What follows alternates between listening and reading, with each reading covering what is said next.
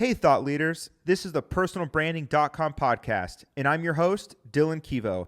Join us to learn how to build a legacy, boost your reputation, and make a lasting impact. Let's dive in. Hey, guys, it's the personalbranding.com podcast with your host, yours truly, Dillon Kivo. Okay, so up to this point in the podcast, we've been talking about the book, The Authority Playbook. Right now, we're going to be covering chapter 8. So if you haven't purchased it, go anywhere where you buy books, Amazon, Barnes & Noble, pick the book up. You can follow along. It's not just an audio version of the book. It's a different angle of the book. Okay. So anyways, all in all, we're putting all this together to learn the actions that you can take to gain the authority status for yourself. So if you've been listening to the podcast, you should be familiar with the concept of influencers versus experts, your strengths and your goals and the factors that are holding you back from becoming an authority in your niche. With that knowledge, you are ready to take the first step towards authority status. So the first step is easy. Choose the industry that you want to become an authority in. You're going to want to focus on one niche though. Instead of being, this jack of all trades and a master of none, no. Study any industry long enough and you'll find a void that is waiting to be filled. And that's going to be you with your newfound skill set. So when I was working with my mentor, Paul, I realized that the one thing he was lacking was a social media presence. So I focused solely on that. When I went out on my own into the field of PR, I noticed that most PR businesses would charge you something like $5,000, right? And what they're going to do is just pitch you to networks and get you published, but there is no guarantee, right? And so you're just wasting a lot of time and money, and I wanted to take advantage of that void. So I focused on guaranteed PR. So yes, I got some pushback from other people in the industry, but filling that void, it ended up working out very well for me because nobody else was doing it during that time. The next thing to do is make sure that you can meet other people's needs. Sometimes this looks like doing things for free, right? In the very, very beginning, earning their trust with the right people, or doing favors that will benefit you in the long run. Back in 2018, I made a list of 20 of the biggest CBD companies on the market at the time. I contacted each one of them, and my offer was simple. I'd write an article at no cost to them if they'd send me some samples of their products. So 10 of those companies said yes, absolutely. After the article came out, one of those companies actually contacted me and they said they'd pay me to do PR exclusively for them. It was CBDMD, and I actually became the PR director of that entire company, and they became the first CBD company in the world to go public. Really, really cool, actually. Yeah, at that time, I was a C-level executive at like 25 years old. It was really, really cool. Another super important thing is to be consistent and to be everywhere. So what I mean by this, okay, so you want to be recognized as an authority. You need to get your name out there though. This has to be one of your top priorities. You can use social media to your advantage by posting regularly and building up a following across multiple platforms. You could even post the same thing across all the platforms every day, no problem. But you shouldn't just rely on the internet to build your authority. Whatever your niche is, there are most likely going to be events, mixers, meetups, conferences that you can attend to make connections. It might sound a little intimidating or maybe boring to go to these types of events, but I promise that meeting like-minded people in real life will boost your reputation and give you valuable insights and connections. If you can go to events with speakers and try to connect with them and just ask them how they got to where they are, more often than not, they'd be very happy to share tips with you. You'd be surprised about all the random things that you can learn that end up being really valuable for yourself and your business. Treat all your connections with respect and keep in touch with the people that you meet. Be present for those in your network, and you'll find that your network will also have your back down the road. Another important thing to keep track of is the current climate of your niche. Always knowing what's going on and being just around the corner constantly. If there are popular influencers who promote products or services in your field, keep up to date with them. Know who they are. Meet them, talk to them. Ask yourself, how are they monetizing?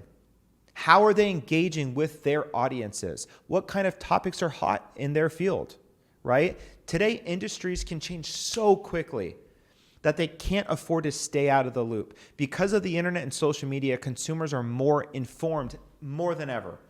So if you don't stay up to date with the latest trends, information, and opinions, you're gonna invite backlash that is so much stronger than it was in the past.